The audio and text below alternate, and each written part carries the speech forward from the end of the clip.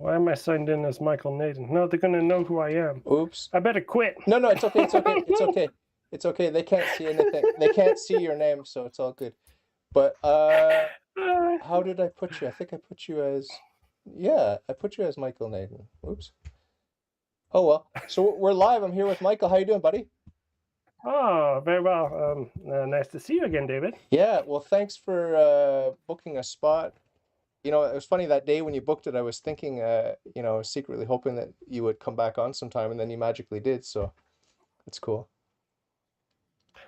Oh boy. And you told me that you have a list of topics that you want to discuss possibly. So let's jump right Yeah. into it. So I wanted to have a fun interview with Kennedy Hall, and I figured there's Ah, no way he'd go on an interview with a SedePicantist, who's viciously attacking him in his comments. So I figured I'd write out some funny questions. So then I just kept those questions, and cool. when I signed up with you, I was like, oh, I'll talk to you about them. Yeah, ask me anything you want about Bishop Lefebvre. Just kidding. I did a live stream on the good Archbishop like 3 weeks ago, making the case that he's a hardcore SedePicantist, showing only quotes from Lefebvre, and you can do it. Cool. There's actually so many quotes from Lefebvre that you can pick 2 or 3 different theological positions from him and run with it. Yes. Everybody has their own version of history. It's insane. Yeah, go private judgment. Yay. Oh God. Let's all lean on our own understanding like it says to do in the Bible. Oh, and then I did a video. Paul VI goes ham baloney on SSPX, I think. Okay. There's a letter from Paul VI that destroys Lefebvre entirely if you're in the rad trad camp. SedePicante, it doesn't really matter because you don't accept him, but Paul VI says, oh, Pastor Turney says, I'm the supreme head of the church. What you going to do about it? You still accept me, I'm the Pope. You have to follow. And I was like, whoa, Paul VI wrote this? This is crazy. So the first topic I wanted to talk about was the synod on synodality. Who won and who lost? The Pope explainers or the Pope blamers? Oh. What do you think? Well, I don't know too much about the synod on synodality because my policy is to wait at least 200 years to find out what the history books say about events in the church. So the reason why I asked this question, though, is because something that you and I have discussed before in comments on the Twitter. And that's that there's people who overplay their hands in the synod. Like 2 months ago, Taylor Marshall had a video entitled, Are Catholics Heading to Schism This Fall? Women Priests?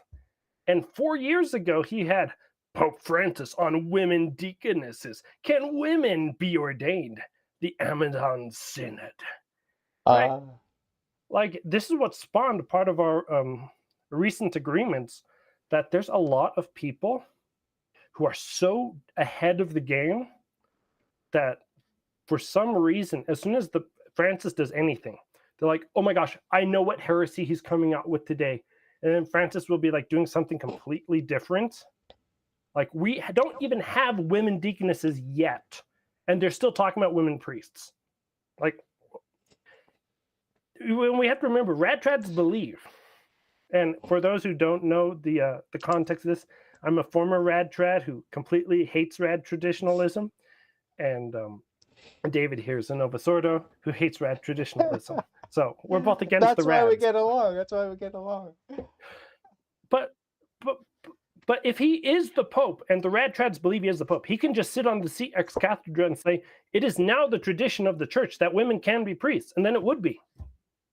And then what's going to happen? They're going to say, oh no, I have an archbishop or a little line of older theology, and that trumps you. It is what Novus Ordo Watch said. They got the Catholics to rethink the papacy instead of the person. Like the SedePicante, we don't accept he's the Pope. One issue. The rad trads don't accept the theology of the papacy anymore. Yeah. That's insane. Yeah. You can't do that. And so this is why sometimes I come out and I'm like, yeah, Lofton got a win today. Sorry. I want to give a shout out to Haley. Oh, she after me again. She's after you. She says, "Oh, you're having lots of Protestant guests on lately," and If she she's wants to come basically on and yell at me, it's fine. cool. I I'll actually send thought her she the would. link. I'll put the link in here so she can come on. I've been trying to get her on. I mean, have you actually spoken face to face with her? No, she was mad at me in How to Be Christians chat because I'm kind of a snarky person online. Yeah. But if you attack me, then I'll snark you back. So that was really charitable by either of us. I don't know why, you know, I don't think anyone could really get angry at you or remain angry at you. It just doesn't seem possible. You're so That's because you and I are both liberal-minded people. We're both these. I was thinking about this actually because this is actually a topic I wanted to discuss. Personalities determine a lot of the content.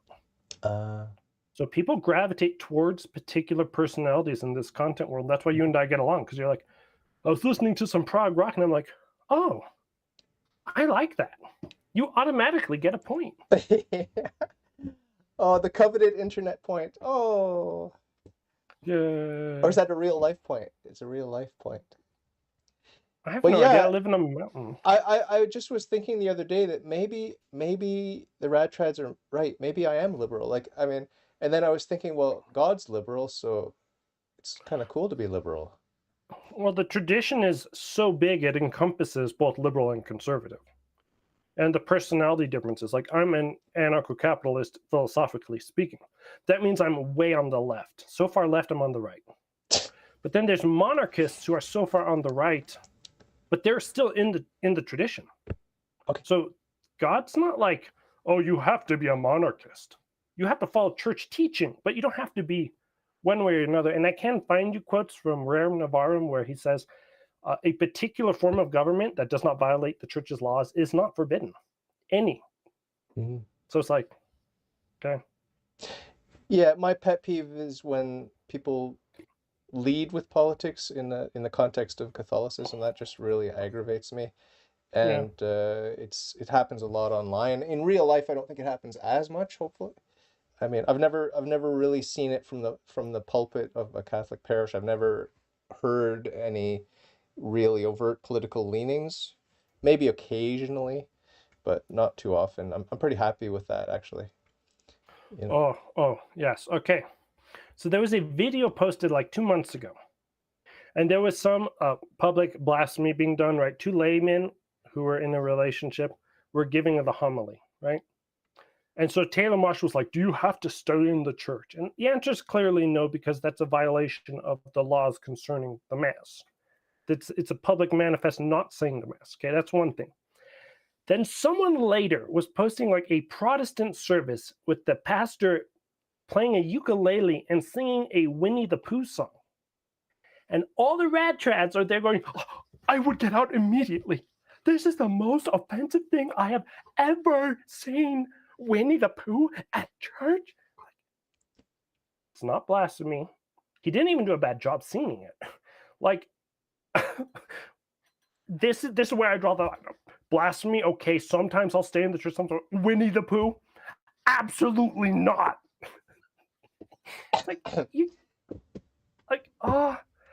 If they could only see themselves, how silly this is. Yeah, well, the other thing is, you know, I don't hold non-Catholics to the Catholic standard. I just don't. It wouldn't make sense. You know, even in the New Testament, it says, don't judge those without, judge those within, you know? Because if you judge those without, there's going to be no one, you're not going to be able to interact with anyone. Yeah. You can't judge them for not going to Catholic Mass on Sunday because they're not official members. Like, how many mortal sins are we going to heap on other people just because we're in the church and they're not? Like, it's not the way culpability works.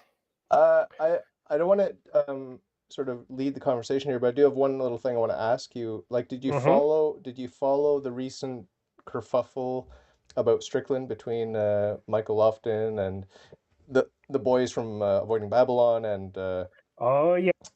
And Brian Wordsworth. Wordsworth. Holdsworth, yeah. There's no way I can't talk about that. That was the funniest thing I've ever seen.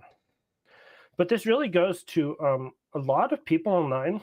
And I've been thinking about this because someone was like, avoiding Babylon, you should have SedePicante on. It's like, yes and no.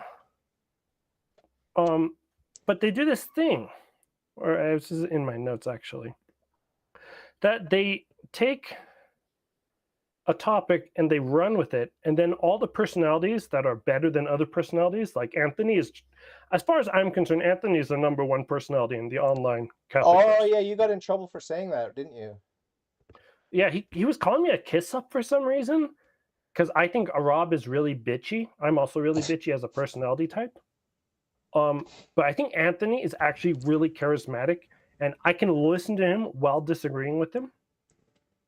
So we have that on one side, and then we have Michael Lofton on the other. And if you don't like Michael Lofton and you have Anthony Abate arguing with Michael Lofton, Anthony just wins every time. Their show, they showed 0 clips, a visual show that they can do preparation for. 3 hosts, 0 clips. Hey, did you watch the thing? Yes, I watched the thing. Did you watch the thing? Yes, I watched the thing. Let's chat about this. That's called gossip. I don't know what they were doing. And that show was so entertaining. I watched like 45 minutes of it and was like working at something and then coming back and watching some. It was great entertainment, but like if that's the level of commentary that we have, this whole Catholic verse community is just done. It's terrible. Yeah. Well, you know, I don't know if you watched Anthony's interview on my podcast, but I specifically asked him, like, I mean, I said, I saw a blurb somewhere that you are not interested in Pope bashing, and he's like, oh no, I'm just a layman, I can't judge the hierarchy, and we're not interested in that, and whatever. I haven't been following Avoiding Babylon, but it seems like from the rumors I've been hearing, they have been engaging with criticizing the hierarchy. Is that the case, or am I just misled by the gossip? Well, it's kind of impossible because so you have to set it up properly, the way they think about it. And like I know this because I thought about this too. I literally said what they've said before. We believe in the Catholic Church and as Americans that we have certain rights, but that's not true. Your rights are whatever the Pope says your rights are. I'm sorry. You can read canon law like 218 from the 1917 version. The Roman Pontiff, the successor in primacy to Blessed Peter, has not only a primacy of honor, but supreme and full power of jurisdiction over the universal church, both in those things that pertain to faith and morals, and in those things that affect the discipline and the government of the church spread throughout the world. This power is truly episcopal, ordinary, and immediate over each and every church, over each and every pastor, and faithful, independent from any human authority. If he's the Pope, you don't get an argument. You can just be like, wah, I don't like it. That's as far as it goes. Yeah. I want to ask you, because I feel a bit guilty that I differ from the Pope. I disagree with the Pope about the COVID vaccination and about evolution. What's your honest opinion, given that what you just read from 1917 canon law? Should I have gone out and got the jab, or should I have listened to my conscience as I did? I think you're in an impossible moral situation. That's why I left. Okay. Like, I don't know what you're supposed to say and do. I don't think you can have this kind of moral dilemma with a real Pope. That's why I had to leave. And then I left and I was like, wait a second, all the pain and anger is gone. Because I didn't have to have someone telling me what was morally right and wrong to do and me fighting it. And I think a lot of people, they live with that. They live with the perpetual, I have to fight. And they're filled with anger and they keep going out and out. And that's why like Michael Lofton is hard to watch because he's dealing with angry people that won't give him the time of day. Not that he gives other people the time of day. I don't want to I'm not a Michael Lofton apologist. We're just attacking the red trads. But the red trads are called that, you know, I hate that name because they're angry because they've been hurt. I don't know. What are you supposed to do if the guy you believe is a supreme head tells you to do something you know is wrong? I don't know. Yeah. I wonder if that's ever happened in the good old days, because even you subscribe to a good old days, right? Yes. So I'm sure you could find an The example. the discipline of holy obedience covers all sin. Okay. You would not be susceptible to sin if in holy obedience you acted accordingly to the dictates of a pope, even a fake pope. Okay. I think that's clear from the Better to the err on lives the of the side of better to err on the side of obedience than yes, and that's what I think the lives of the saints go over this, and I Okay. think that's the famous story with Marcellus and the other one was it's with the Saint Benedict monastery stories that they're like Okay. you have to obedience first. Okay. Yeah. So I guess I believe in climate change now. So yeah. Oh gosh. I don't know how anyone can stay inside the Nova Soto Church except by not reading him. It boggles my mind. Like, even as Sedes, my mom will be like, yeah, I just don't want to hear what he's saying because I'm offended by it. And it's like, then don't hear what he says so you don't have to be offended because then my life becomes horrible.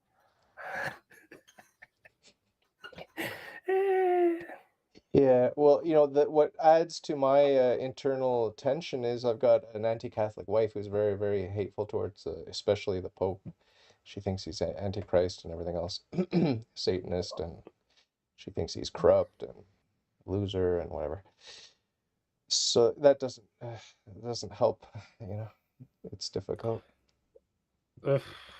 Well, fortunately, I'm no luck on that end. Yeah. We're single, baby. Yeah. Speaking of which, we have actually made some progress on the SedePicante conversation in the family, which is nice to see. Okay. Like, we're actually talking about it now. Okay. Oh my goodness. Even with your married siblings? Yeah, it's not so like when it was initially came out, they were like, we won't talk about this. We'll just ignore it. Everyone ignores the question. Like, this is why one of the reasons why I said some while ago, like, I have to respect you. You have these conversations that no one else wants to have. Like the one you were doing yesterday, we were like, that was awkward. I tuned in for 5 minutes and I was like, what is this conversation? How can he even sit through this? That was a lively one. You might have jumped in at the lively part there. Because he was born and raised Catholic, and then he left to become evangelical or whatever he is, and he was very, very like bitter and antagonistic towards the Catholic faith, and I think his position is laughable, and I hope I wasn't rude. I hope I wasn't rude. I don't know if he thought I was rude or not, but where's a piece of paper? Well, David's like this. Yeah, that's a good one. He's like, I don't want to show that I'm laughing at you, but your position. Oh my God. Yeah, if you can't laugh when you're doing this stuff, it gets so wound up. I had someone in my DMs be like, hey, can I talk to you? And then he's like, you're so funny. You're so great. Oh, hi. Yes. I'm just sitting there going, I'm so wound up right now. I want to scream. And I'm getting completely annihilated in this one-sided conversation by this man who's very happy. This is like, you just got to sit there and take it. That's what happens when you put your face out there. But really, like, because that was one of the things I want to talk about more is this whole content. And that was what I talked first in our first conversation as well. It's so selfish and so self-centered, and it's insane to me. I almost deleted my whole channel like 2 days ago. It's just the whole Michael Lofton stuff and the fact that Lofton won't engage with the debate, and Anthony Abate can just simply say what he wants without showing any evidence whatsoever. I could do a half-an-hour video on exposing Avoiding Babylon as being absolutely the worst hypocritical people of all time. Because they publicly post things that if you lined them all up, you could do it. And it's like, if I can't get a laugh out of it, though, then I'm just doing that because I'm a bitter person. Then I'm wrong. It's like, That's what happens so much of the time in this. Yeah, that's why I try to, on my podcast, I try to listen to the guest, and I try to have guests that disagree with me and listen to them, learn from them, maybe drop a little, plant a seed or whatever if I can. Got a little punch in every now and A then. little punch in once in a while. I was pretty aggressive yesterday, I have to admit, but I was wound up. But you know, it is a delicate balance, and I can feel your pain, like when it comes to like, should I be doing this? Is this godly? Is this Christ-like? And it's a struggle, but I justify my podcast just by the fact that I'm enrolling people in perpetual masses, and so it's like I try to make that the justification. It's like, plant a seed, don't take yourself too seriously, don't get wound up by people that disagree with you, and try to love people. And I do genuinely love people. I'm not pretending. Like I do love people, like all people, some more than others, but some more than others. No, I'm too heavily introverted to really enjoy people. I usually change all my hobbies every 6 months, so I'm actually surprised I'm still here. Yeah. Well, how long you been doing it? Usually, How long you been doing it? since spring, Okay. I think. Yeah, 'cause I'm on episode like 32 or something of my show, or 36. Okay. So yeah, it's been going on for quite a while. Are your subscribers or viewers or whatever, are you aware of the demographic? Are they mostly young men, SedePicantes? Are they Catholic? I don't care. You don't care? I'm You don't doing. know. I do this content half because I want to know what the rad trads are saying, see if I've missed anything, see if they have any new arguments, and they don't. It's really sad. And then the other reason I do this is because I want the content for my parents to view, so that they don't wander off. Because there's a lot of content that you've expressed actual concern about. That, like, you have the Feniites, right, and the far right of the traditionalists, that they're like, oh, we're the only ones who are true. Or you have the rad trad Lefebvrists, and they're like, oh no, if you don't follow Lefebvre, the divine rule of faith, we're the only ones that are true. And it's like, you listen to it because you want content. People want content online. I don't understand why. They want Catholic content online. So, like, you need to be able to show, oh, look at here's the Feniites, and their version of Catholicism is really bad because it denies this and this. Here's the Lefebvrists. We don't want this. But like, we all as individuals do slide back and forth to dabble in this stuff. Yeah, I wanted to get your feedback, if you don't mind, briefly, about when I interviewed Father James Martin, because I know you watched it. So yeah. What do you think of the man? What do you think of the man? Do you trust him a little bit more now that you saw him talk to me? Well, again, I'm out of the Novus Ordo Church, so I have no animosity towards him. Okay. He's just another Novus Ordo priest. Yeah, It's just another one. Okay. The one thing I thought that was weird was he made it seem like the church is a very natural institution instead of natural and supernatural. Okay. Because he said, if I remember correctly, I don't think the cardinals would elect the wrong guy. Right. Okay. Which was what I grew up with, thinking the cardinals always elected the right guy. And then you read church history and you're like, oh, wait, that's not true. There have been wrong people who have been elected who became anti-popes. There's like 38 of them. And we had to eventually get rid of them, like by hook or crook, or condemn them afterwards. Like, I mean, we can always go to the most famous one, Pope Honorius. Oh, yeah, he was condemned by the 6th, 7th, and 8th ecumenical councils because he didn't stand up for the faith, not because he was a heretic. Yeah. And so, like, it's a more complex issue, and it really seemed like Father Martin. That way I can say that you accept that he's a priest and I accept that he's a priest. Yeah. Oh, I always wonder about that, because I give in to human respect often. And some people, if you're like, oh, look at this person, he's just a sellout. It's like, yes, but I'm a leftist. Not a good excuse, but it's true. So Father Martin made an assertion that essentially the Pope couldn't be the wrong person. And the problem with that is that's not the promise of Christ to Peter in Matthew 16:18. It's the gates of hell will not prevail against the church, not you will have the right person, not he will do the right things. So, like, not everything that Father Martin said was wrong. But it's that it seemed to me that he had lost the understanding of what the gospel passage, the gates of hell shall not prevail, means.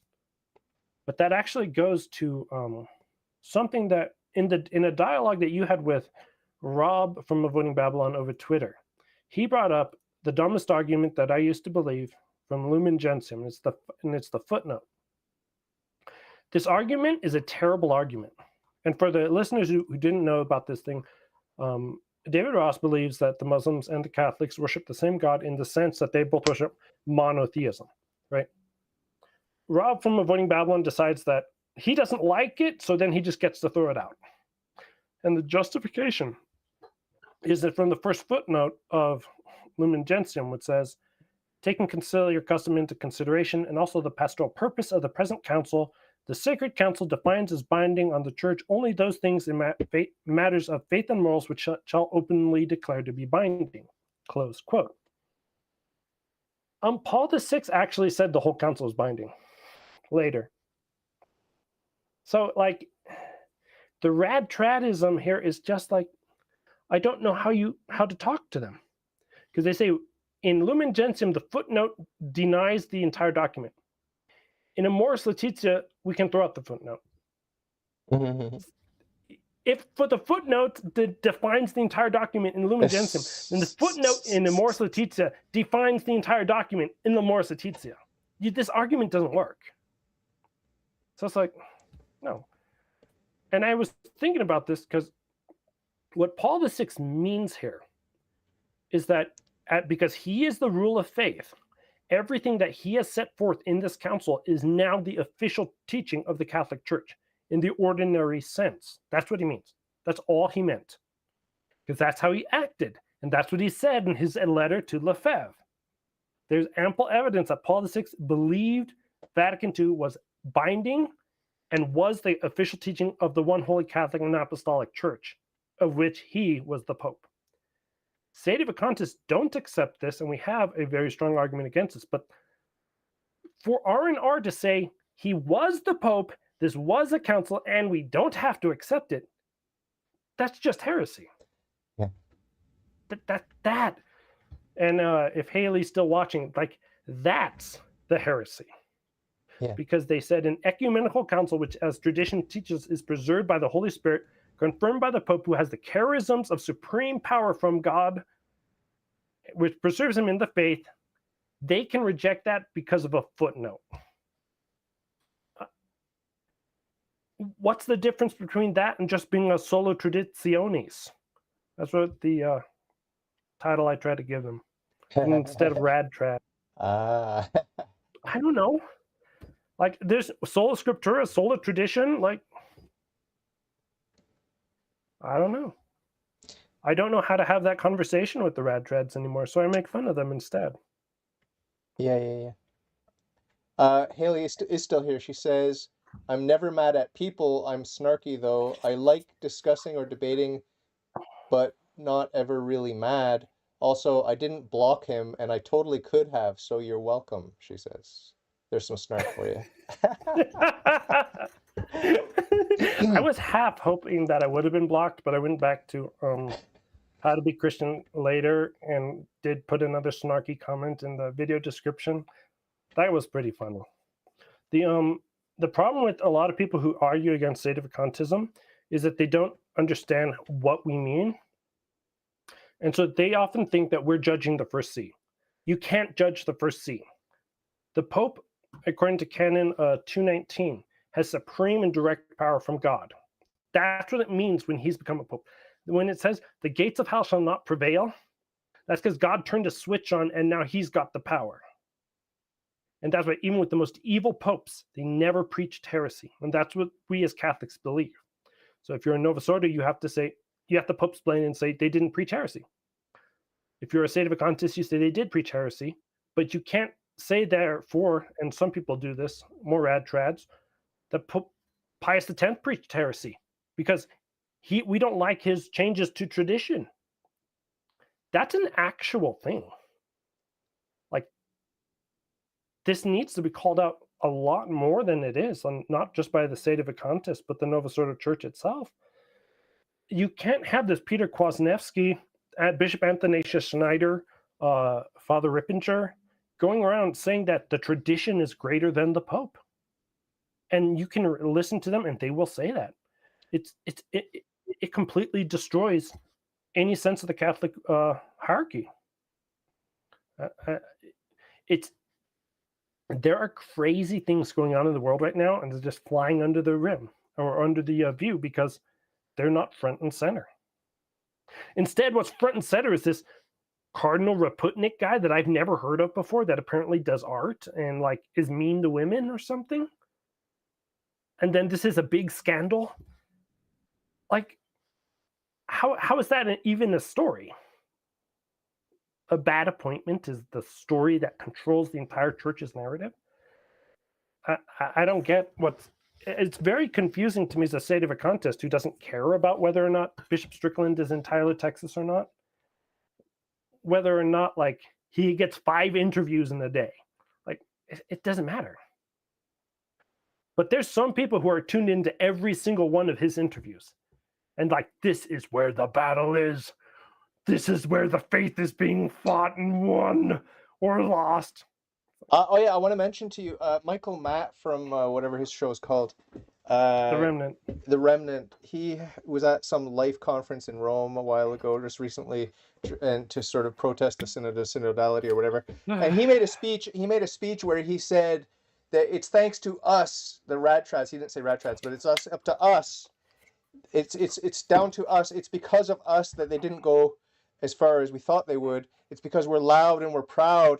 And he said it's the united opposition. That's what he called themselves. The united opposition. They're opposed to the living magisterium. They're united in their opposition to the living magisterium. And they're congratulating themselves, patting themselves on the back, because they're taking credit as a cause and effect sort of thing, that it's because they're loud and proud on the internet. Pope Francis didn't do X, Y, and Z, which they predicted that he would do, but thankfully they were so loud and proud that they didn't dare to do it. Yeah, these people haven't looked at American politics. If you look at American politics, any evil institution that's destroying your society, they always go, here's where we want to go, and here's where we're going to go. The progressives push the speed limit, the conservatives drive 5 miles under it, and you eventually change the speed limit and you get to where the progressives want to go. This whole, the remnant, we're defending the faith thing, they're the conservatives pushing the progressives along. It's completely wrong. They're completely controlled opposition, and I hate them without, it's impossible to not hate these people. I don't know how I'm supposed to do it. I reviewed, actually bought the conference he did, the Catholic Identity Conference, mea culpa, maxima culpa, for $30, and I was reviewing it. 75% of it is fine. 80% of it is fine. And then they're like, oh, and by the way, we resist him to his face. Michael Matt was like, if he was right here, and then like everyone's like laughing, like, well, I mean, with respectfully, I would say to him, it's like, the dude is a supreme king. He's a king. You have to genuflect to him. That's how much of a king he is. And you're going to be like, if he was here, but respectfully. We have lost the sense of authority in our society. There's no dignity anymore. Like that, it's like something that I realized a few days ago. It's like some tramp who's in the House of Representatives in America was doing some stupid stuff, and she's like, next day, well, I'm a representative, and I can do things. It's like,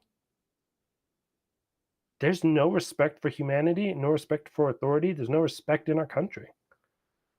And then that a lay person would say to the absolute king, because the Pope is a king. That's why he has a triple tiara, priest, prophet, and king. I'm just going to talk down to the king? How?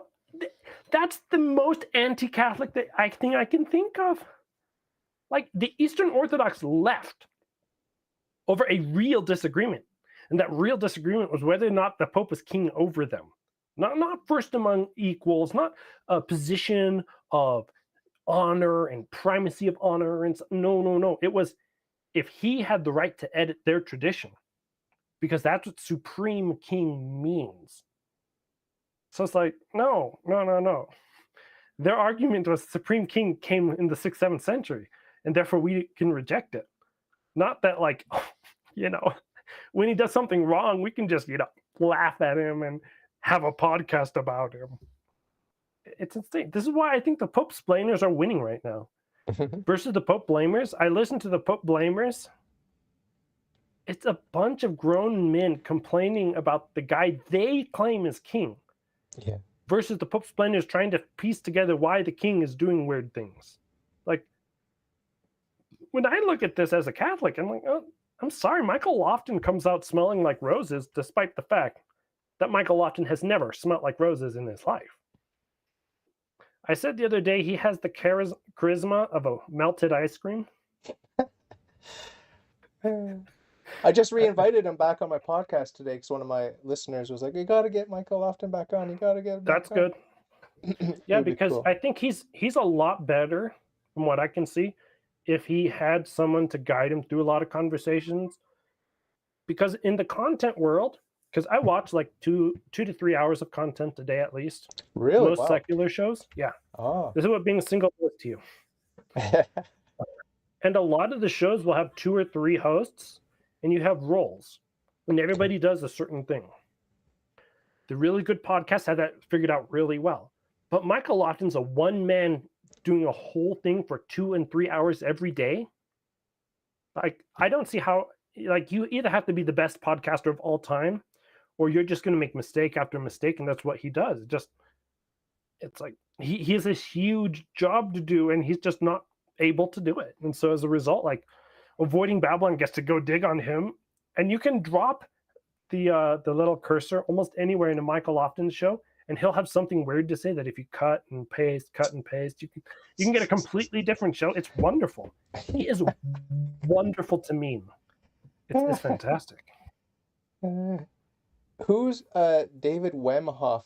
This name's come up a couple of times, and someone in the live, my friend Daniel is in the live chat. Give a shout out to him. He brought up Dave Wemhoff, calls them the chattering class. The chattering class. Yeah, that sounds pretty accurate. Well, I was thinking about my wife and I, we used to watch for fun The Young and the Restless. It's one of the oldest daytime drama things, soap operas, and it's just crazy. It's crazy. But it's like that, or the 1001 Nights, the Arabian Nights, when they tell a story and the story never ends. You're always on a cliffhanger every night before you go to bed. It's the same thing with politics, and it's the same thing with church politics. It's just the point of it is it's a satanic distraction from virtue and from dying to self and living unto Christ. That's what it's all about. That's what it's all about. It's a satanic distraction. Yeah, but it's so sexy. Not. It's like Nova Sordo. When Nova Sordo Watch said this, like, we always have to focus on the hot issues, the sexy issues. What are all the issues they talk about? They talk about women priests all the time. They talk about the bedroom stuff all the time. They can't keep their mouths off of it because that's gossip. It's so interesting. We all want to know. We all want to peek behind the curtain. And that's why a lot of shows, they're just like, you turn them on and then you go watch the next show and he says the same thing, and you go watch the next show, it says the same thing, because they're all tuned in to that. And like, so then you get the other shows and they're like, I'm going to do something different. I'm going to read from a book. And then it's boring. But there is an element to that is, it's just so weird. Maybe we shouldn't have 24 laymen doing all this online content. Maybe it should be like priests with doctorates and stuff. I don't know. Well, I liked the Coming Home Network. You probably don't like it, but it was Marcus Grodi, and he would talk to pastors that became Catholic because they started questioning authority or looking at history, and they become Catholic, And this is all present day kind of stuff. I think he's retired now. His son took over, but that was a great show.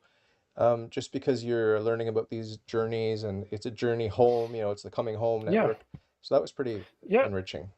It's really good for resources when you want to look someone up when they have those interviews. Yeah. Like it's a huge help. Like it or not, certain types of interviews are like, oh, okay, I understand. Like when I understood that Anthony Abate's family gyrated between being Catholic and not Catholic from your interview, I didn't finish that interview, but like, okay, that gives me a lot more context that like a lot of people are piecing together their own personal lives online, but they didn't let you know that. Like SedePicante is online because he's angry at people and he wants to do something with just knowledge that he has in his head. So it's like a personal ego trip for SedePicante, but it's also because he's really annoyed that other people don't listen to him. So then like the next line in the thought is, therefore he makes fun of people to get attention to make them change their mind. You're like, oh, do I want to be a part of that? Maybe, but like that's actually the reason why I do stuff. Yeah, it's good. And so like it's good to be aware. It's good to be aware of like your baggage and where you're at in your journey and what you're working through and all that sort of stuff. Yeah. So do you like pumpkin spice lattes? I just put pumpkin spice into my eggnog this morning. Pumpkin spice. I drizzled it into my eggnog, and my wife thinks I'm crazy for drinking eggnog. What? She doesn't like it. I put it in my oatmeal with apples. Oh, it's so good. Oh, we got some nice green apples recently. oh, Yeah. nice. I can't stop eating them. Yes. The other half of my life is eating, which is why when I made a little video for Anthony Abate, move my monitor up to a little bit. Or do I? I can never figure out because the sun is behind me. Oh, it is behind me. Whoa. Oh, and then it goes over there. Oh, this is horrible. Anyway, the sun's behind me, which means everything I'm doing is wrong. Everything on my camera. Oh, You need to fire a your green screen. fire your interns and get new interns. No, that's what everybody else needs to do. I need to actually just do my own work. My siblings will never help me with anything. Oh gosh, I have the New York flag on my bedroom right there. You need to pump out some babies and get the babies to grow up and help you. I need to find a girl before I do that.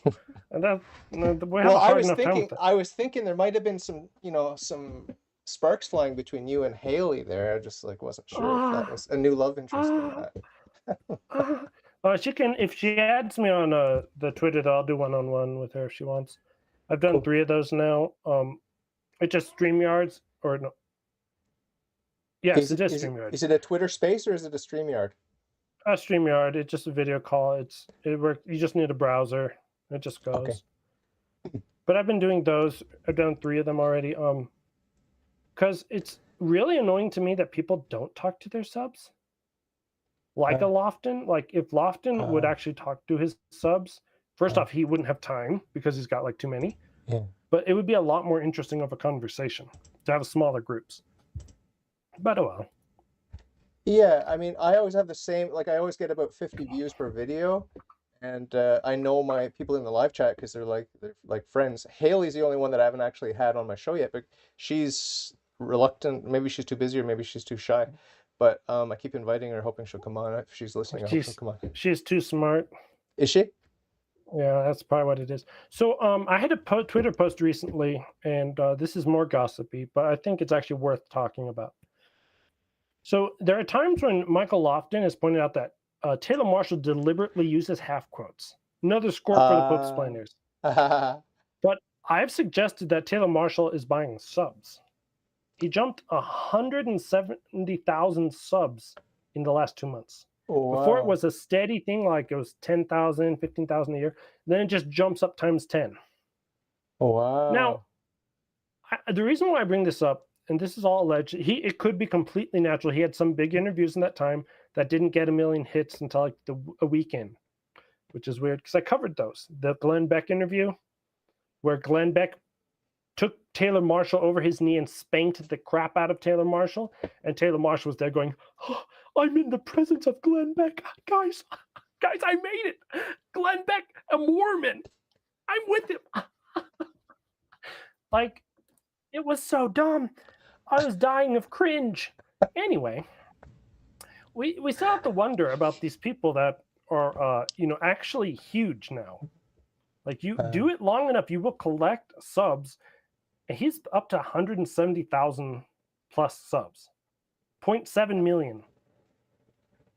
That's insane. Taylor Marshall should be able to, I mean, a Catholic content creator who's not a priest, 0.7 million subs.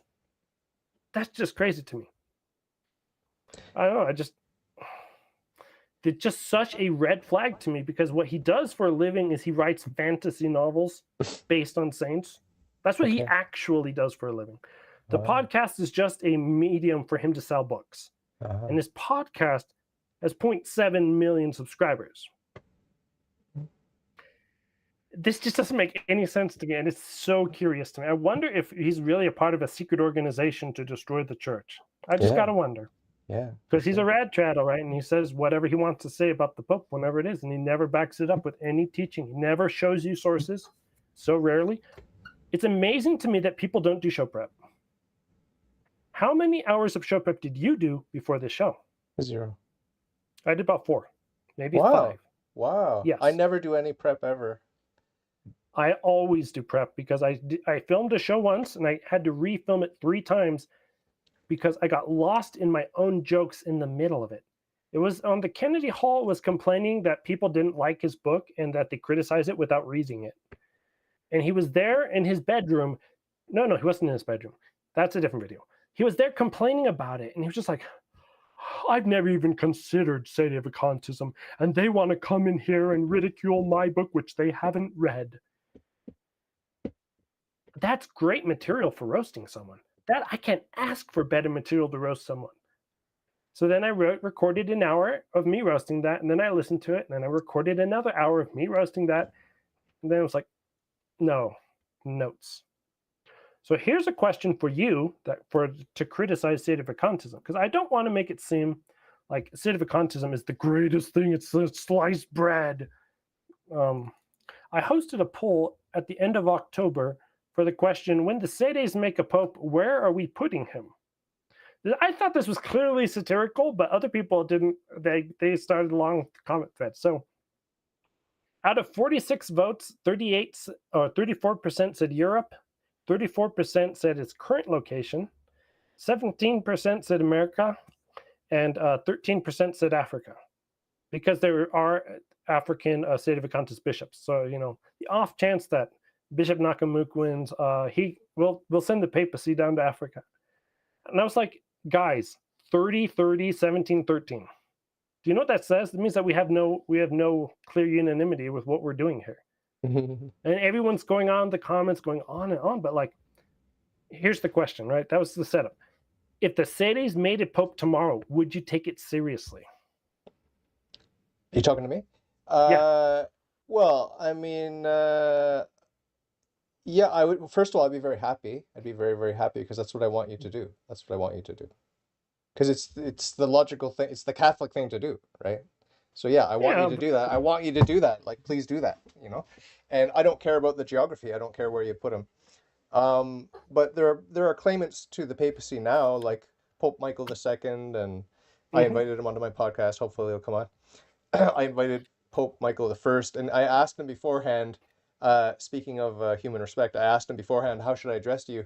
He said, Your Holiness. So I called him Your Holiness, right? And I'm like kind of crossing my fingers under the table. Yes. Your Holiness. Why do you keep on doing these bunny ears all the time? Sign of respect. This is my sign of respect. Much respect to you. I just happen to be keeping rabbits. It's what we eat over here in Canada. I have a quick question. Has SedePicante, this is from Haley, your girlfriend, has SedePicante heard of Jeremiah Bannister? Have you heard of Jeremiah Bannister? Probably. He cries a lot. He's very emotional, and he unfortunately he lost one of his children, so he has good reason to be emotional. Nice guy. Look at his face. Guy. Look at his face. You know him. Yeah, I know him. He's 1 Peter 5. I just need to actually see his face. Come on, images. I think he goes together with some of the other big name people on the show. Yeah, I was trying to review his commentary on why SedePicantism doesn't make sense from his Paleo Crat Diaries. Right. The problem was he was using St. Francis de Sales, who's one of the main people the SedePicantists also use. And the argument that he presents is that you have to have mission and miracles to go forward. The problem with that argument is that no miracle is accepted unless the church accepts it. Everything's a private interpretation. Like when we were on our last conversation, Medjugorje, there's going to be someone in the audience, if you had a big enough audience, who believes it's a real miracle. Yeah. That's private. I'm sorry, until the church says we confirm this miracle, it's a private. You can see the sun floating in the sky like Fatima until 7 years later. That was not a miracle. So the arguments that he presented, I don't think work. And I think a lot of people misunderstand how ordinary jurisdiction works against the Novus Ordo Church as opposed to the SedePicantist Church, because they want to say that we have to have mission from a pope, right?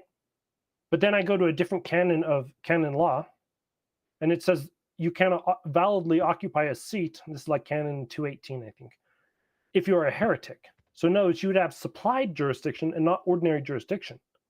So like, if you want to go down that road, half of the entirety of the German bishops are all supplied jurisdiction. They don't have ordinary jurisdiction. But the argument against SedePicantism is you don't have ordinary jurisdiction. So like, if you want to go down that road, we got to excommunicate half of all the bishops as a starting point. So like, I just don't see how that's a good argument to present. It is an argument, but I want to bounce this idea off of you because it's something that I use with non-Catholic Christians of all kinds. When we're talking about ecclesiology, I always ask, I always preface it by saying, well, you have to admit that Christ did build a church because it says so in your beloved Bible. I won't ask you where you got your Bible, but it says in your beloved Bible, that Christ built a church. So my question to you is, where is the church and what does the church teach? So I don't say where's the Pope and what does the Pope teach? I say where is the church today and what does the church teach? What does the church teach about who is Pope? And you know, this is so I'm sympathetic to your position, you know, in terms of like it's the church, right? So do you think that I'm betraying my Novus Ordo status by asking where's the church and what does the church teach about who's Pope? Or is that just the default Catholic attitude to have? It is an accepted attitude. Preconciliar church before gave the exception in theological manuals for SedePicantists on the basis of being unsure on who the person of the Pope was. So really? Where the church is dependent upon who has the supernatural faith. So there's a quote from the Arian Crisis by St. Athanasius that the church is those people who have the faith. I'm trying to find it while I talk. Gosh, this is hard to do. There's no take a break. I'll read the live chat while you concentrate. Oh yeah, congratulations to Haley. She's having her 6th child. She's pregnant with her 6th child. Blows my plans to have you hook up with her and marry her. That's too late. Everybody does this to me. Even my dad does. He's like, "Hey, I saw a woman the other day," and I'm like, "You can't just do this." We can try. It's a Catholic tradition. What are you talking about? No. It's very Catholic to be pushy and nosy. Okay, I think I found it.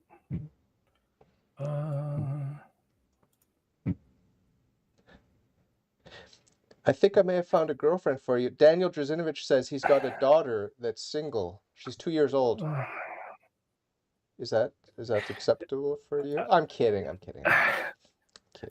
See, what saddens St. Athanasius says, quote, "What saddens you is the fact that others have occupied churches by violence while you are on the outside. It is a fact that they have the premises, but you have the apostolic faith. They can occupy our churches, but they are outside the true faith. You remain outside the places of worship, but the faith dwells within you. Let us consider what is more important, the place or the faith, the true faith, obviously," right? So, I mean, you can bring the argument up, where's the visible church? But like, oh, this guy's a canonized saint, and he says, they kick you out of your churches, the faith remains. And there are over 20 SedePicantist bishops now, which is kind of scary to think about. This whole thing is like not going to go well. Like God help us. Yeah, well, that's my attitude. My attitude when asked to unravel the Gordian knot, I'm just sort of deferring to God and cringing, in anticipation of the wrath of God because we're messing up. It's not God's fault; it's our fault. And I do agree to some extent with the rad trads who say we don't get, or the R&R rad trads who say we don't get the Pope we want, we get the Pope we deserve, and it's a Oh, punishment and all these sorts of things. no, no, no. You are stopping right there, mister. The last 4 popes are canonized. You do Yeah. not get to use that argument if you're a rad trad. That is a blasphemous argument. John Paul II is declared a saint by the church that you believe in. You don't get, we just get bad bishops. Where did these bad bishops come from? Canonized saints? How does that work? Yeah. And it's not just JP2, Paul VI, John the 23rd, all canonized. Yeah. John Paul I is a blessed. And then they go on this little trip about, we get the bad bishops and bad popes because, what? Saints are now bad people? This is ridiculous. Even avoiding Babylon. Rob had the gall to say, maybe they shouldn't have made him a saint, but it is infallible. What am I supposed to get out of that? That's insane. You can't have maybe this thing is infallible. Maybe we shouldn't have had the first Marian dogma because it offends the Lutherans. Is that really the level of conversation we're having? That's retarded. That's actually like mentally handicapped. Man, I'm sitting on one side of the screen too far, trying to block out the sun. No, it's good. It's good. I've got you centered on my OBS studio. You're centered, okay? Oh, okay, that's wonderful. You're centered. Don't worry. But yeah, I agree with you. I agree with you. And but when it comes to actual difficult questions like what you've raised, about the kingship of our supreme leader, the Pope, the Vicar of Christ, and areas where we, question his personal beliefs about climate change or COVID jabs or whatever. There is an internal tension that I admit to having as a Catholic. And so to that extent, I think he's a good man. I think he's a good Christian man, a good Catholic man. That's my perspective. But I disagree with him about some important things. And I have to carry that tension with me. So in that sense, I defer to the mercy of God and I just leave it in God's hands. And I don't really need to, lose sleep over it. And I don't lose sleep over it, frankly. I wonder if any of the rad trads actually lose sleep over the stuff that they complain about, or if it's fake complaints. It's just for clicks. Well, Michael Matt definitely loses sleep over it. Man, I tell you, there's never been someone who's going to maul faster, going angry or going bald by going angry than him. It's incredible that he still kept his looks this hard. Every other show, he's just there snarky. He's like looking at the camera, making faces. And he's like, the Pope this week, he thought he could get one over on us. But we, the Rad Trads United, whoa, the power. It's like, calm down. Do you do this all the time? Or did you take alcohol before you record every single session where he says the same thing every single time? Like, some Rad Trads, I think, do. Yes. The answer to your question is yes. Yeah. Do you know what the statue is? I'm trying to figure out what the statue is on his desk. He's got this little statue. I don't know if it's St. Michael the Archangel or if it's... I don't remember. You can't remember. You can't picture it. Next time you watch it, you'll pay attention, see if you can. But I had a great idea, and I hate that people don't take me seriously sometimes, though no one should really take me seriously. He has a ladder in the background because he's trying to get in the bunker. That bugs me. Yeah. Climb down the ladder every single episode. It would be so funny. Based.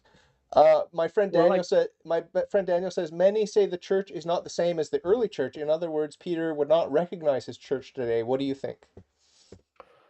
Trent said that the words of the canon were given to them by Christ, the apostles, and the holy sayings of the popes.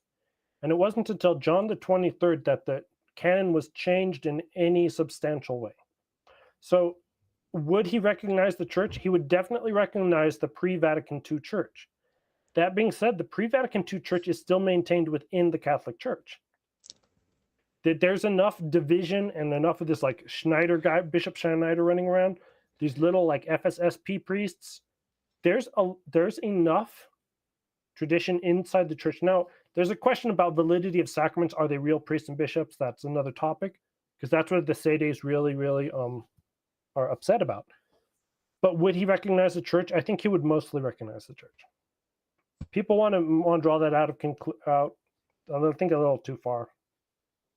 Yeah, well, the other thing is, God is the God of the living, not of the dead. So it's not like St. Peter is blindfolded and history's unfolding without his cognizance. We pray to St. Peter because he's aware of us. You know what I mean? Like, yes.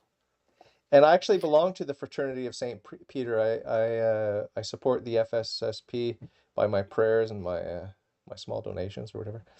But it's a beautiful prayer. It's a simple prayer, just strengthening the priesthood, and we definitely need that. That's for sure. Yeah. So, to return to my satirical question about where the Sede is putting a pope. Yeah. The reason why I had said that was because I wanted to make it very clear that we have no real unity. And Yeah. I think that most radtrads, if the Sedes announced that they were just of their own accord making a pope, we're going to put all our cards down and make a pope, they would have endless content mocking what could be a real pope. So if that's true, right? If the SedePicantism is true and that would have been a real pope, then the amount of blasphemies would increase in the church. And so it's like, maybe God knows better than we know. Like maybe we already have enough blasphemy in the church as is. Yeah. So there's a point that I agree with you. That's why I don't mock. I don't mock the rival popes that are alive today. I don't believe that they're the pope, but I'm not going to mock them because we have to respect the dignity of humans. We don't have to believe a lie, and we don't have to go along with a charade or a charade, however you pronounce it. But we do have to respect people, and I'm not going to go out of my way to just get clicks and content by mocking people. You know what I mean? Like it's easy. Try and go find the Palomites in Spain with their own little pope. Yeah. Or the Palmarians, that's what they are. Palmarians, yeah. I went to their website recently. Someone pointed them out to me. It sounds fascinating. But I think that the harshest, the most venomous I get on my podcast is against the Mormons, just because it sort of aggravates me. Like what they believe, it just aggravates me. But I apologize publicly for this prideful attitude I have toward them. It's not Christian, So I try not to bash people, and not even their belief systems. But I bash them all the time. I don't care. So Taylor Marshall, who's just de facto the head of radtradism because he's the biggest person. 0.7 million followers. Yeah. Yep, 700,000 accounts.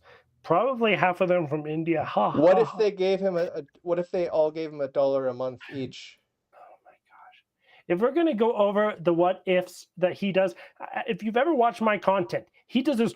If everybody who subscribed to me brought in one person, that would be 700,000 more people brought into the church. Isn't that amazing? You're like, is this a 4-year-old trying to do math? Who says this? And he's done this. Oh, if everybody says the decade of the rosaries, and like there's 20 decades, and I think it's 600,000 subscribers at that time, and on there he's like 20 times 6. Oh, that's like a lot of rosaries. And then like Hail Mary. Oh my, please, I will bash him forever. He's so cringe. He's an adult. That's a father. That's an adult man who like is in the world and making money. It's so bad. Oh my gosh.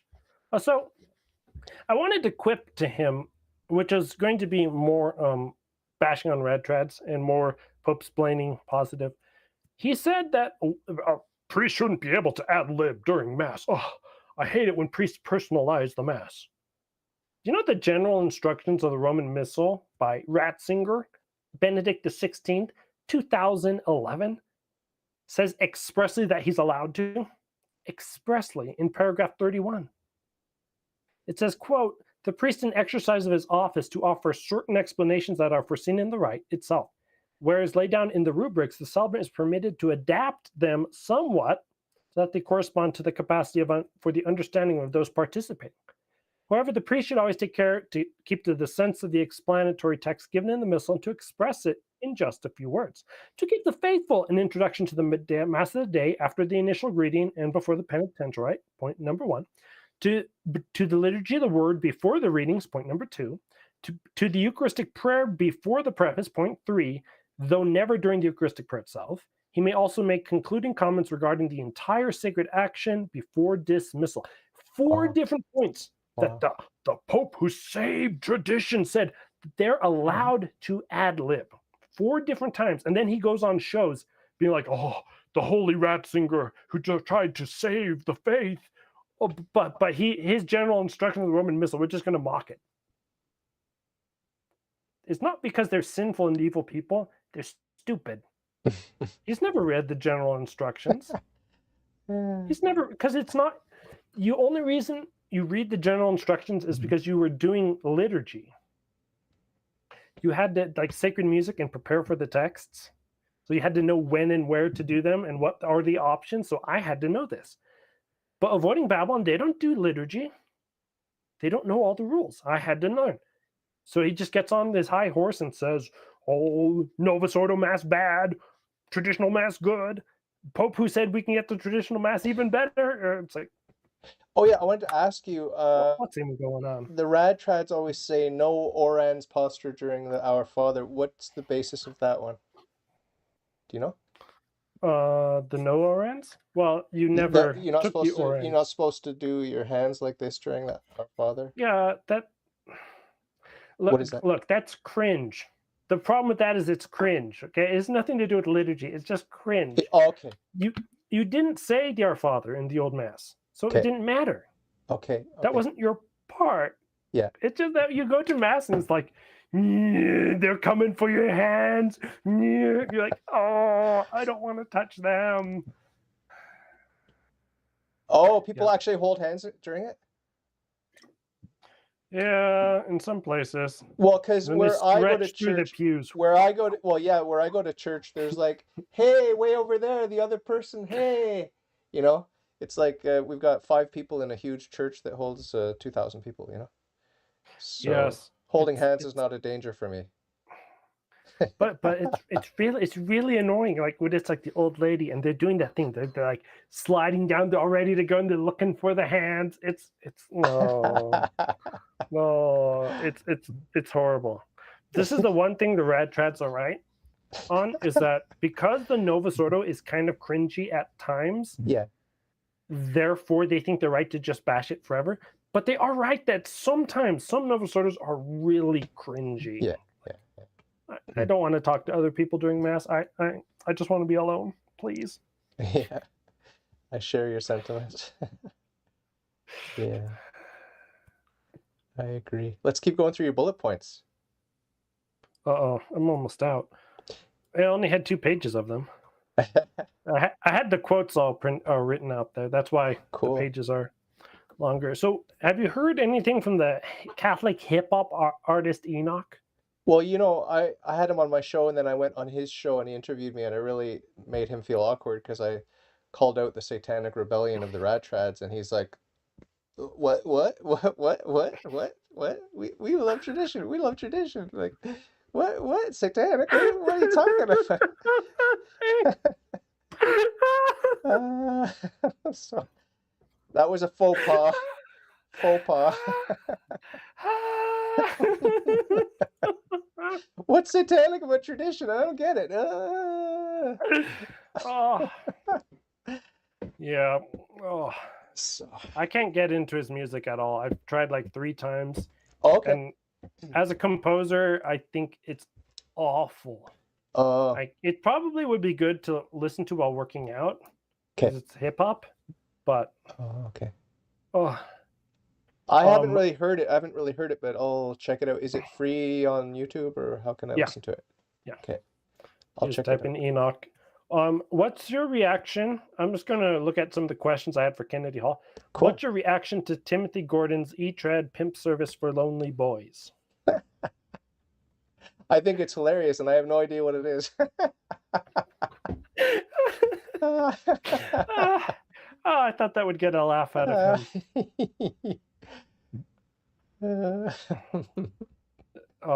The other question I had for Kennedy Hall was, when you go bald on top, will you commit now to do a beard comb over?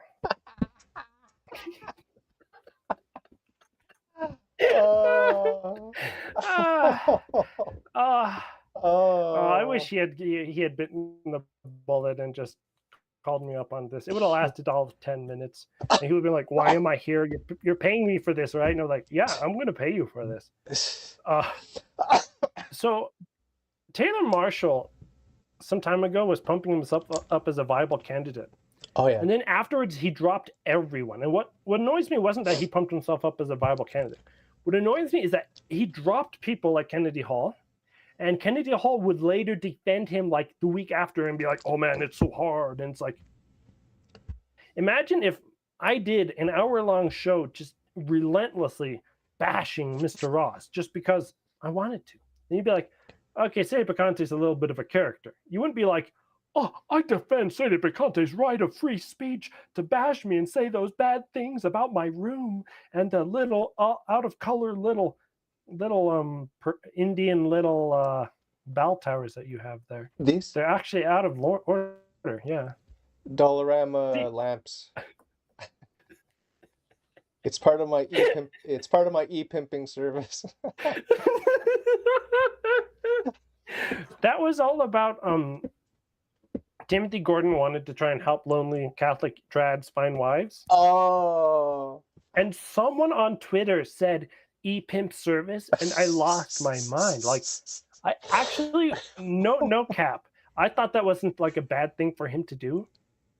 But then as soon as somebody said that, okay, we're done here. You just destroyed it in my brain. I can't get out of that. Oh my god, that is hilarious. Yeah, I've invited Kennedy Hall on my show, but he never responds to my emails, so he's probably sniffed me out, and he said he's too small, he's too... Don't even go there. I've never seen a grown man complain more in my entire life than Kennedy Hall. Really? My dad got his face lacerated with a chainsaw, and he didn't complain. Kennedy Hall doesn't get enough views on his content or enough book sales, and he complains online. Oh. Like, I lose my mind over Kennedy Hall. I can't stand it. I've never watched his content, but he has a nice beard, doesn't he? Oh, his beard is beautiful. His voice is wonderful. Yeah. What can you say? Like, his voice is actually, objectively speaking, just a wonderful voice. How many subs does he have? He's like 50, 52, 53,000. That's not that much. It's not a lot, but you know, it's better than me. I'm at like 150 times what I have. Yeah, 50 times what I have. But but he did a 50-minute long episode where he complained. But if you've heard his previous episodes about him complaining about other people, and you realize, who is this guy? Why is he always complaining? Oh, he's a teacher. Those who can't do teach. It's very simple. Okay, move on. Sorry. Those who are smart create. Those who are dumb follow the creators, and those who can't do teach. That's just the rule. That's why you always find the smartest person in your field, and you do whatever they're doing. Literally, my whole show, the whole R&R show, is me watching someone do something and then imitating it. He said he had notes. All of a sudden, I have to have notes. He said, I don't like long intros. I don't have intros. He said, I want it to be clip, clip, clip, clip. I'm clip, clip, clip, clip. People don't realize that if you're not the genius, you got to be the little guy, and you do whatever everybody else does. But some people with the egos, oh my goodness. Oh. So since you're a poop-splainer, am I? Yeah, aren't you? I don't really explain you're him. on the side of. I'm on the. I mean, I'm ultramontanist. Like, I'm just like the Pope is the vicar of Christ. If you speak against the vicar of Christ, you're speaking against Christ. That's sort of That's the extent of my Pope-splaining. But I don't go into details like, oh, this isn't true and that isn't true and this accusation is false and whatever. I don't do that.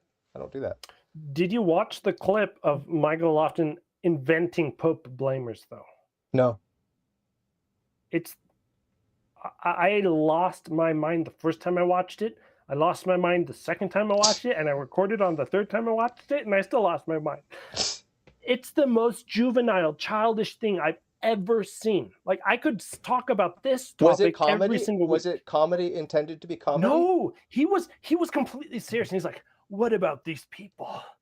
Pope blaming everything they do, blaming the Pope without, like, he didn't crack a smile. He was serious. It was 100% on. The game is on. I called you out. Where's my apology? It's so funny. That's why I wanted to get this interview with Kennedy Hall. So I wanted to get Kennedy Hall's reaction to being called a Pope blamer on and press him on it. And that was the whole point of the interview. Every other question was just dumb. But like sometimes, and this is why Avoiding Babylon is such a good podcast, by the way. Sometimes in the content space, the more childish you are, just simply the better your content is. This is why I have the dorky eyes. There's a reason behind all that. There's like, oh, I'm SedePicante. It's you get it. Everybody knows the joke. Okay, it's a joke. I get it. Go next. But when he said Pope blamer, and he said it with so much vicious power, and he believes his own words, you realize we're still in high school. We haven't left high school. These are people with master's degrees in high school arguing to their friends, gossiping about each other, and the funniest person wins. That's why Avoiding Babylon is the best. For my money, Avoiding Babylon is the best Catholic podcast because it's more entertaining than all the other ones. And the last show they did was about Medjugorje, part of it, and it was completely blasphemous, and I hated it, but Anthony Abate ends the show with saying, okay, all right, and now Robert says that if you don't go to Medjugorje, there's no possibility for you to go to heaven. And they all just start laughing, and it is so funny. And I'm like, oh, okay, I got to clip that, put it into a meme. Just, no, this Cathoverse is nothing more than a cult of personality and bad theologians. Yeah, agreed. The reason that I like your approach to the papacy is because it's the traditional approach, and it gives the due honor and respect and jurisdiction to the Vicar of Christ. Okay, that's why I really, really like your approach to it. I mean, I disagree that the seat is empty, but other than that, I mean, I like your approach to the papacy. So that's my position. Like I'm purposely erring on the side of caution when it comes to the Vicar of Christ, because I mean, when I meet my maker, I don't think, there are two options. I could have attacked the Pope too much, or I could have defended him too much. And I want to be, if I'm going to err on one side or the other, I want to err on the side of having defended him too much, giving him too much benefit of the doubt. That's the side I want to err on. And it seems like the people that are getting a lot of clicks and a lot of money are erring on the side of criticizing him too much. Yeah, for some reason, around the first synod on synodality, the Amazonian Synod, the entire narrative flipped. And everyone from Church Militant, who had a policy of not naming the Pope, all of a sudden, they were on him every week. It's like everybody all of a sudden just flipped. That's when I stopped watching Church Militant. Yeah. All of a sudden, it's like someone who's a millionaire, like, I don't know, maybe the head of the Knights of Columbus. He just goes, okay, here's the narrative now. Right. And then he starts giving money, and then all of a sudden, everyone just agrees with it. And it's like... strange. It's really weird. It's almost like it's the Republican Party. It really sometimes feels that way. Yeah. And a lot of us in the traditional world are becoming ANCAPs, at least philosophically, not just because of Tolkien. There's a quote from Tolkien where he says, the proper duty of man is to become saints, and governments do not make saints. Therefore, I'm against the government insofar as they don't make saints. Essentially, that's what he's trying to say. Cool. And so it's like, but you apply this to politics and you see it very clearly, but then you don't see it in the church too, and you don't see, are you adding or subtracting from it, and where's the objective teaching? I don't know. They don't do research, they don't show notes, they don't show sources. They just talk. They do what you do and make money from it. Yeah. I don't know. You seem like you have something you want to say. I'm very wary of that. Well, there's one last topic I want to cover with you briefly before we part ways here, and hope you'll come back for part 3 sometime soon. Well, yeah, if there's some cool drama going on. There will be. I love drama. There will be. There's always is. There will be. I was trying to get Michael Lofton to let me on his stream, and I was going to post all the vicious stuff I have on Avoiding Babylon, and he would not bite. And he was just like, I have already answered this question. I do not need to go further. I was like, we could make this so much better, more drama. Okay, do you know Phil Gonzalez?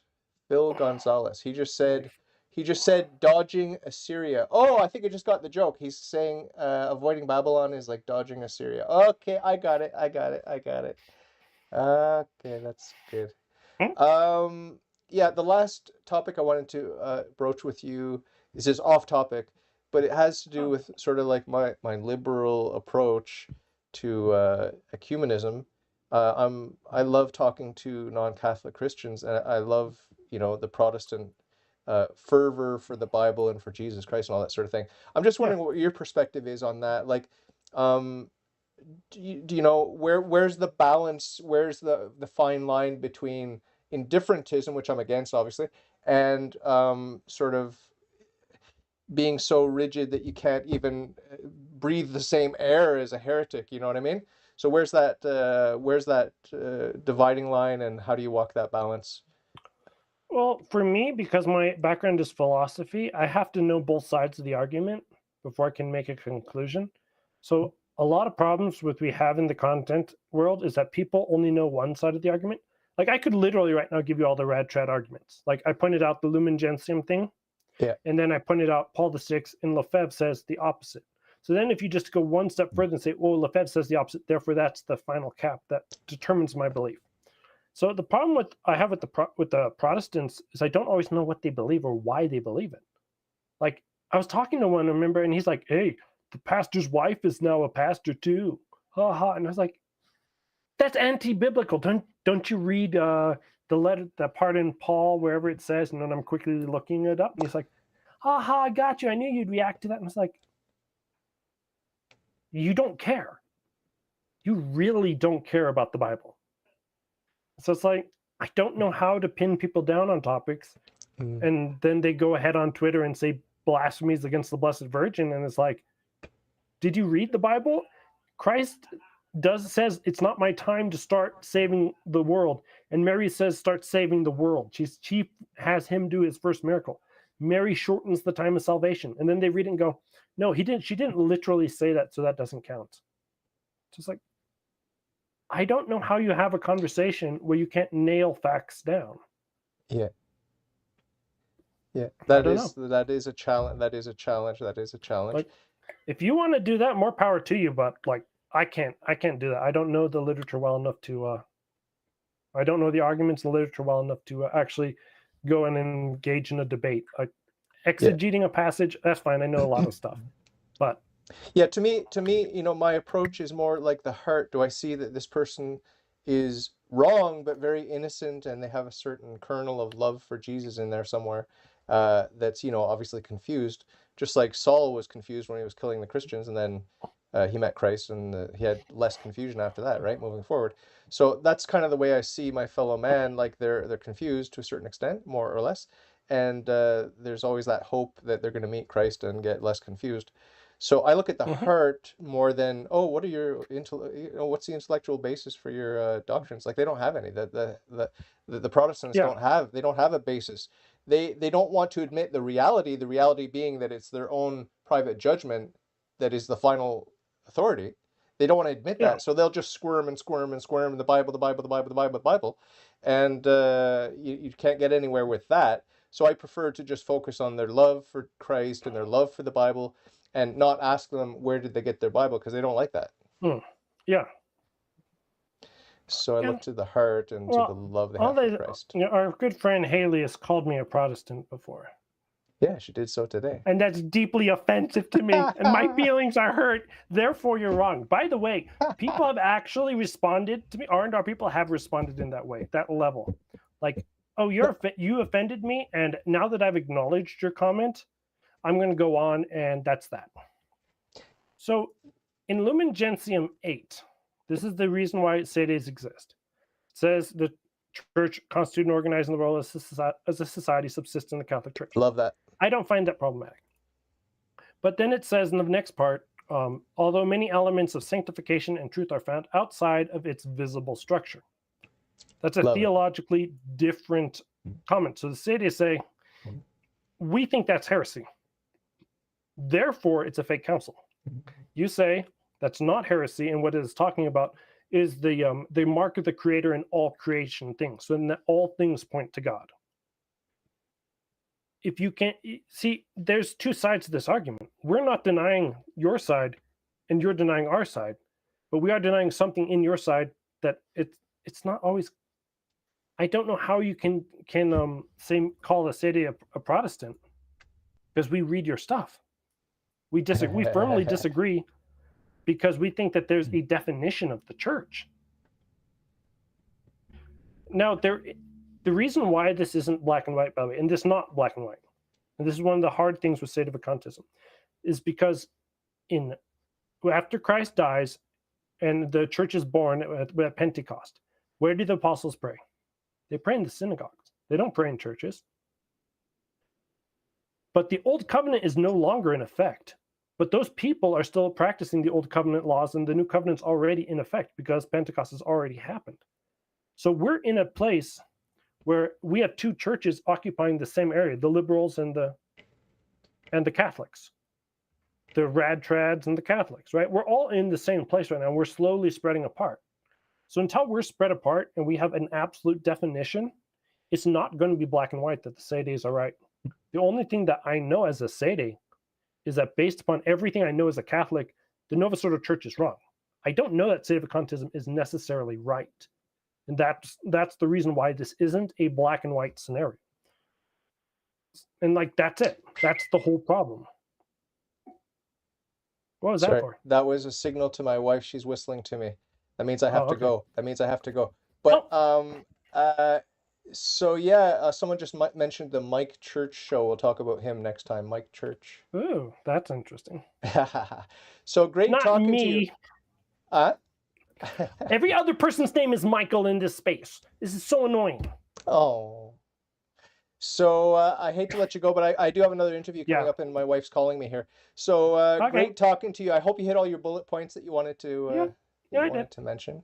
And, thank you so much for having me on. I'll see you on Twitter. It's always fun seeing what you post on Twitter, and it's fun. So embarrassing. But yes, we will.